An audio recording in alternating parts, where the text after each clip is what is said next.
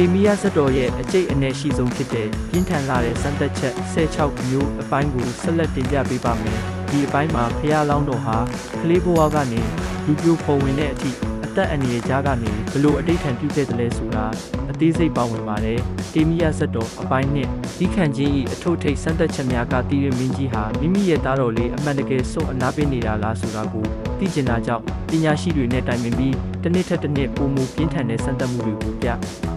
လုပ်ခဲ့ပါတယ်တဲ့အသီးနှံနဲ့ကစားစရာများဖြင့်စမ်းသက်ခြင်းအသက်2နှစ်မှ4နှစ်မင်းသားလေးအသက်2နှစ်အရွယ်မှာနေရှက်လာတဲ့တတိမျိုးစုံနဲ့စမ်းသက်ပါတယ်3နှစ်အရွယ်မှာတော့ကလေးတွေနှစ်သက်တဲ့စင်ရုပ်မျိုးရုပ်စတဲ့ကစားစရာအယုတ်မျိုးစုံနဲ့စမ်းသက်ပါတယ်4နှစ်အရွယ်မှာတော့စားကောင်းတောက်ွယ်ခဲွယ်ဘောစဉ်မျိုးစုံနဲ့စမ်းသက်ခဲ့ပါတယ်ဖျားလောင်းဤစိတ်ထားငါသည်ငရေပေးကိုကြောက်လာဤစားွယ်တောက်ွယ်တို့ထက်ငရေဤဆင်းရဲဒုက္ခကပို၍ကြီးမားလာသည်ခုနှလုံးသွင်းကမြည်သည့်အရာကိုမျှ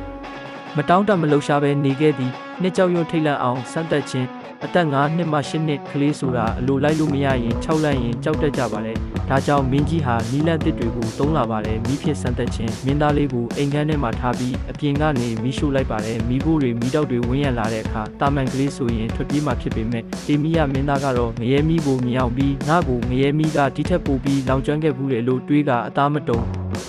စိတ်မလုပဲနေခဲ့ပါတယ်စင်ဖြစ်စမ်းသက်ခြင်းအစိတ်ခတ်ထားသလိုကြမ်းတမ်းတဲ့စင်ပြောင်ကြီးတစ်စီးကိုမင်းသားလေးစီလွတ်လိုက်ပါတယ်စင်ကြီးကနှမောင်းနဲ့မင်းသားကိုဖမ်းတော့မအောင်6လန့်ပေမဲ့မင်းသားလေးဟာမျက်တောင်တစ်ချက်မခတ်ခဲ့ပါဘူးငွေဖြစ်စမ်းသက်ခြင်းအစိတ်ပြင်းတဲ့ငွေကြီးတွေကိုမင်းသားရဲ့ကိုယ်ပေါ်မှာရစ်ပတ်စေပါတယ်ငွေဦးကောင်းကမင်းသားရဲ့ထိပ်ပေါ်မှာဖားပြင်းကိုရှာနဲ့ရက်နေပေမဲ့ငါအတိတ်ခံပြက်လို့မဖြစ်ဘူးဆိုတဲ့စိတ်နဲ့ကြောက်ရွံ့လို့ငြိမ်နေခဲ့ပါတယ်သုံးကခုန်ချအင်းနဲ့တန်ရှင်းရေးဖြစ်စမ်းသက်ခြင်းအသက်9နှစ်မှ10နှစ်ဒီအဆင့်မှာတော့စိတ်ရှိမှုကိုစမ်းသက်တာပါအခုံတီဆိုခြင်းကချီသေးတွေတူရိယာပညာရှင်တွေကိုခေါ်ပြီးမင်းသားလေးရှိမှအခုံစီပါတယ်ဒါပေမဲ့မင်းသားလေးဟာအာယုံမပြတ်လွင်ပဲငါဟာနားပင်သူဖြစ်တယ်ဆိုတဲ့အတီးနဲ့ငြိမ်သက်နေခဲ့ပါတယ်ဓာတ်ဖြစ်စမ်းသက်ခြင်းရုတ်တရက်ဓာတ်ကိုဝေယမ်းပြီးမင်းသားရဲ့ခေါင်းကိုဖျက်တော့မရအောင်ဟန်ဆောင်စမ်းသက်ပေမဲ့အသက်ဘေးကိုမမှုပဲအတိတ်ထံကိုပဲအလေးထားခဲ့ပါတယ်တန်ရှင်းရေးဖြစ်စမ်းသက်ခြင်း